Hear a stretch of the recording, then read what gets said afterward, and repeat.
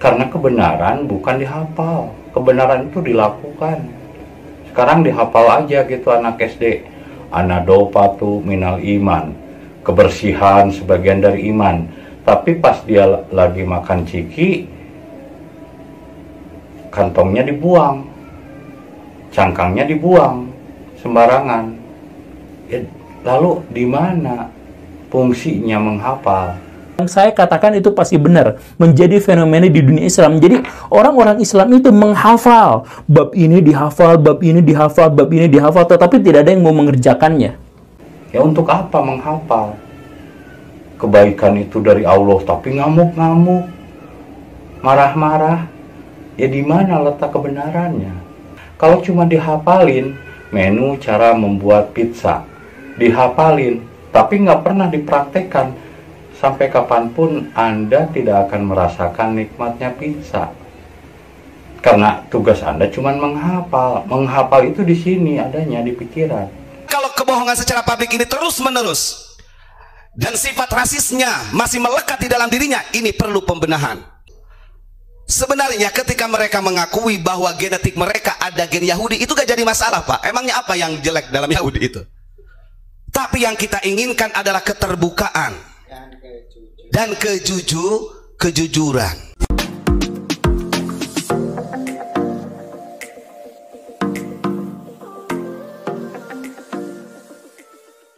Kenapa Islam terpecah menjadi 72 golongan lebih? Kenapa Islam terpecah menjadi 72 golongan lebih? Telah diyakini dan diketahui secara umum oleh umat Islam bahwa Islam akan terpecah menjadi 72 golongan lebih. Dan ini sudah terbukti pada zaman ini.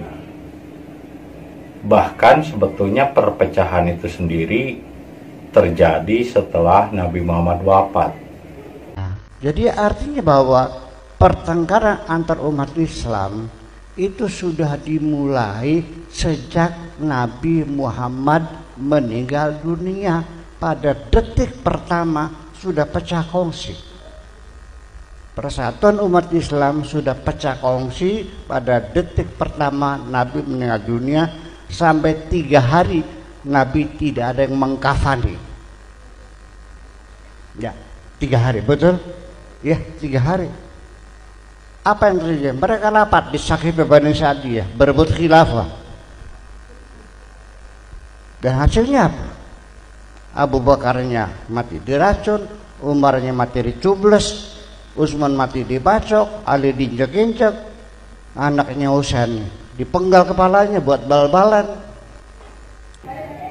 Jadi kalau misalnya kita menelusuri sejarah dan fakta, Islam itu sudah terpecah belah sejak Nabi Muhammad wafat. Apa sih faktor penyebab utama perpecahan dalam Islam? Menurut analisa saya, salah satu faktor utama penyebab perpecahan itu adalah ketika wahyu dikitabkan. Ya, itu faktor penyebab utamanya. Sebelum itu tidak ada yang namanya tulisan. Tidak ada yang namanya wahyu dikitabkan. Karena wahyu bukan tulisan. Wahyu itu adalah sesuatu hatir ilham atau getaran yang didapat oleh orang yang menerima. Nabi Muhammad misalnya menerima getaran kontak dengan Tuhan. Itu namanya wahyu. Jadi wahyu itu adalah ketika seseorang kontak dengan Tuhan. Ketika seseorang mendapatkan energi dari dalam. Getaran ilham atau hatir ilham itulah wahyu. Tapi ketika dikitabkan, interpretasi setiap orang beda-beda. Ya udah mah, ayatnya juga dirubah-rubah atas kepentingan manusia. Ditambah lagi, ditafsirin oleh orang-orang yang berbeda. Akhirnya terjadi perpecahan. Jadi sumber perpecahan pertama adalah ketika wahyu dikitabkan. Sejak itu terjadi perpecahan. Bahkan Ali saja dibunuh oleh Ibnu Muljam yang hafal Quran, yang hafal kitab, yang hafal hadis.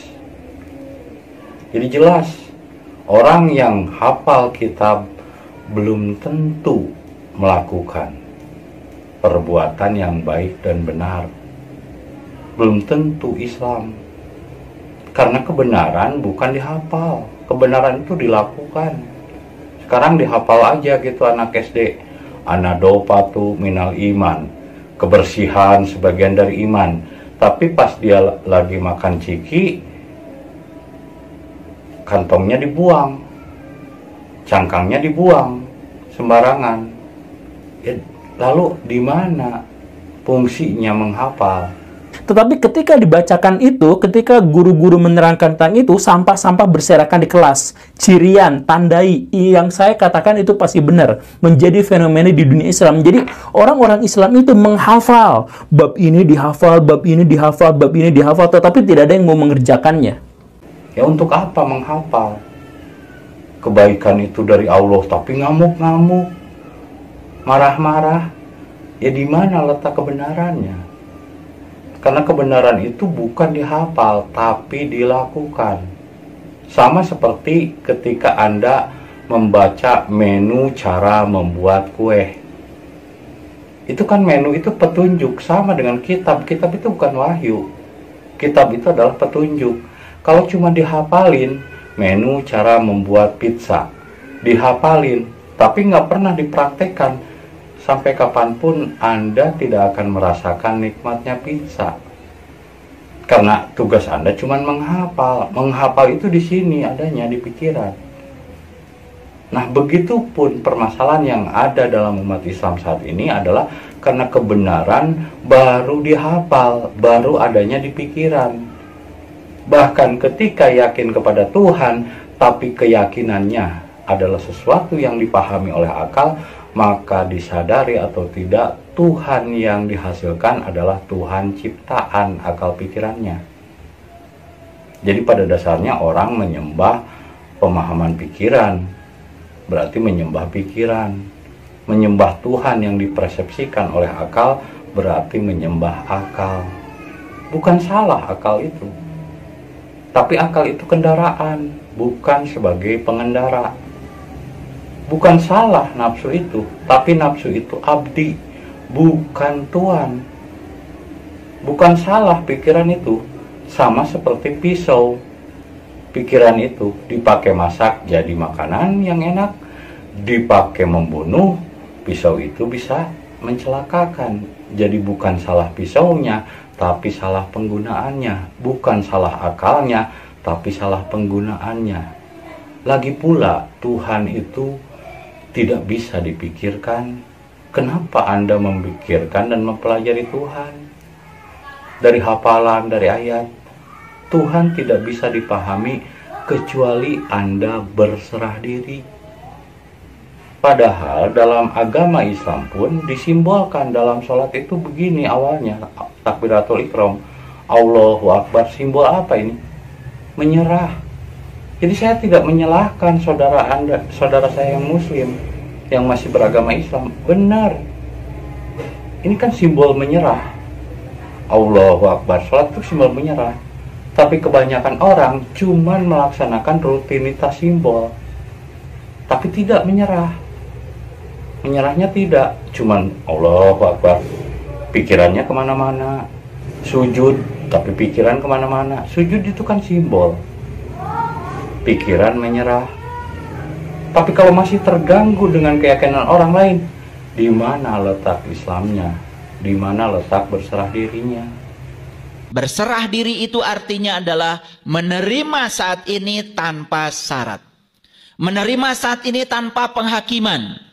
Tidak diizinkan pikiran kita terjebak pada benar salah, baik buruk. Semua realitas adalah kebenaran. Setiap kebenaran cuma satu, terima. Terima. Ketika kita sudah mampu menerima realitas apa adanya, itulah yang disebut dengan berserah diri tanpa syarat. Ini harus dilakukan. Jadi wajar orang Islam akan terpecah belah menjadi 72 golongan lebih karena Islamnya baru di pikiran. Islamnya baru pengakuan. Jadi bukan Islam. Kalau masih Islamnya agamaku agama Islam, itu bukan Islam. Aku Islam, itu bukan Islam. Karena Islam bukan pengakuan, tapi Islam itu adalah kelakuan. Dalam Al-Quran itu Islam bukan berarti agama Islam. Makna Islam yang sebenarnya dalam Al-Quran itu ketundukan berserah diri. Yaitu apa?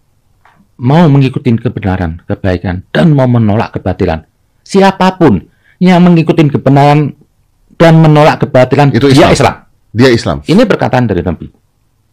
Islam itu adalah ketundukan atau berserah diri. Bukan bermerek agama. Nah, Islam itu bahasa Arab. Bahasa Sundanya, bahasa Nusantaranya adalah Dharma. Nah, jadi tidak ada lagi Islam setelah Nabi Muhammad wafat. Islam sudah terpecah belah. Kenapa dikatakan tidak Islam? Karena kalau Islam tidak akan terpecah belah. Kalau terpecah belah, berarti Islamnya cuma tinggal nama. Islam tidak akan terpecah belah. Kan jelas di dalam kitab petunjuknya juga.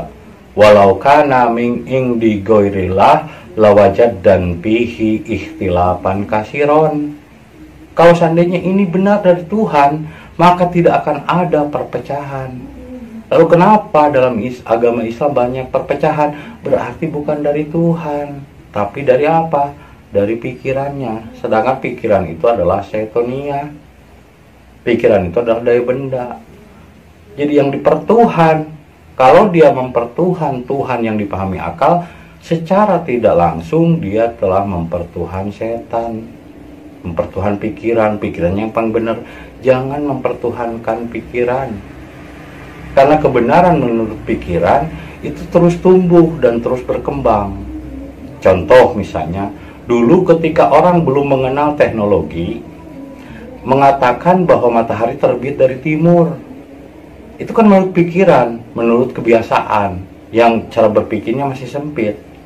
Ternyata ketika teknologi berkembang, ada satelit dan lain sebagainya, pengetahuan terus tumbuh, akhirnya orang tahu ternyata bukan matahari yang terbit mengelilingi bumi, justru bumi yang berputar mengitari matahari. Mataharinya nggak kemana-mana. Nah, itu kan jelas berarti pikiran, pemahaman itu tumbuh. Makanya jangan mengkultuskan satu pemahaman. Kalau mengkultuskan satu pemahaman, disebutnya dajjal. Dajjal itu kan memandang sebelah mata. Jadi menurut pikirannya, pokoknya nggak mau tahu.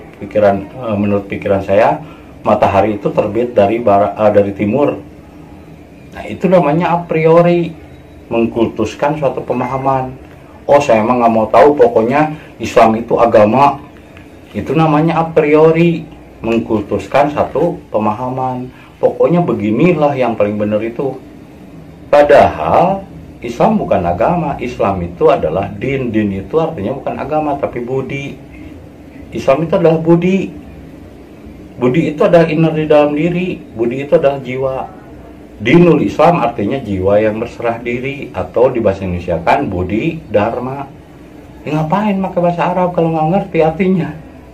Dinul Islam, tapi nggak tahu artinya. Dinul Islam bahasa Indonesianya budi dharma, atau jiwa yang berserah diri. Nah, nggak ada Islam setelah Nabi Muhammad wafat. Nah, makanya kenapa Islam terpecah belah menjadi 72 golongan lebih, dan semua yang terpecah itu menggunakan nama Islam. Berarti hanya satu yang benar. Berarti yang apa? Yang tidak lagi menggunakan nama Islam. Karena semua yang menggunakan nama Islam menganggap Islamnya yang paling benar. Tapi yang benar itu justru yang tidak lagi menggunakan nama Islam. Islam itu kan bahasa Arab.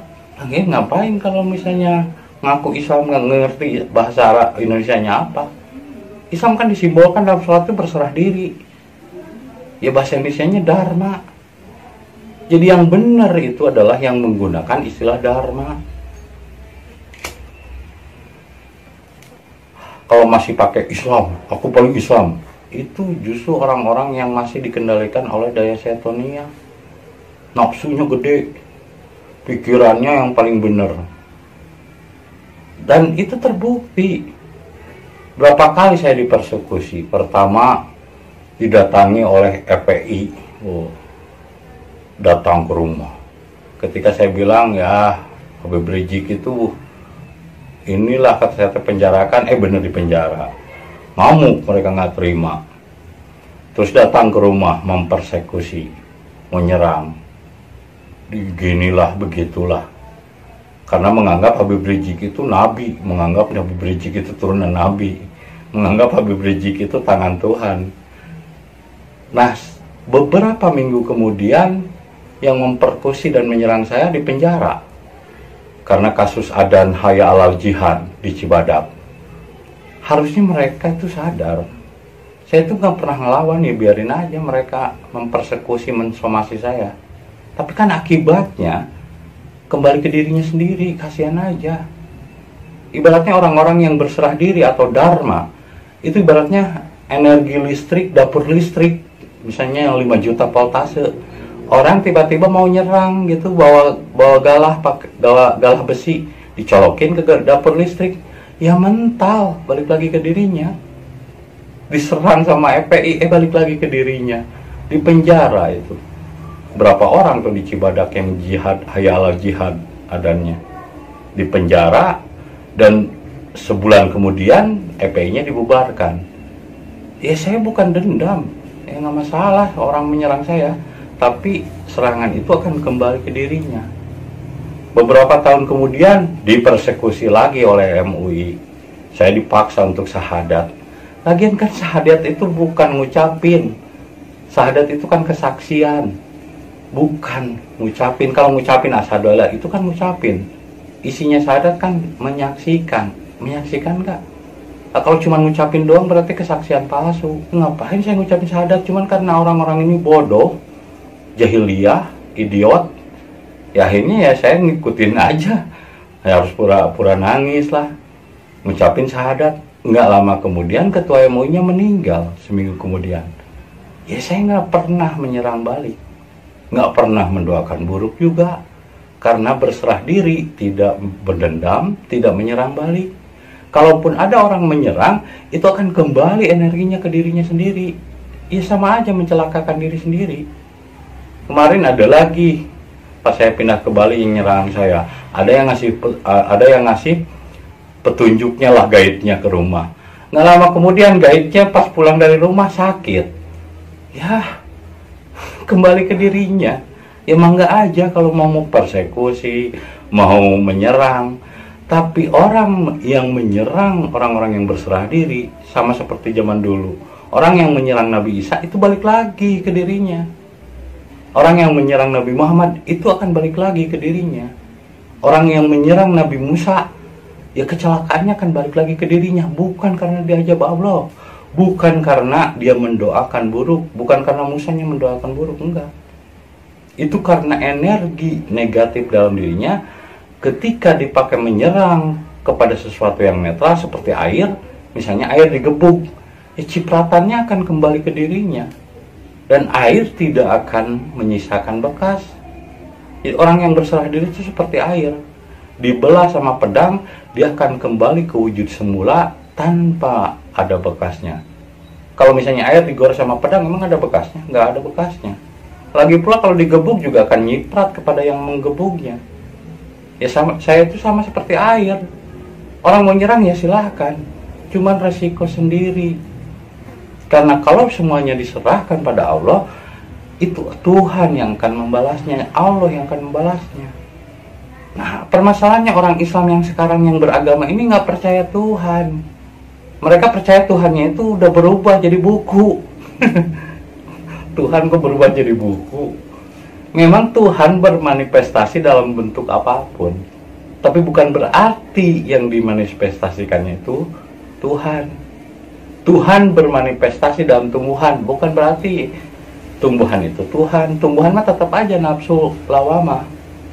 Tuhan bermanifestasi dalam hewan, disebutnya nafsu supiah, bukan berarti hewan itu Tuhan.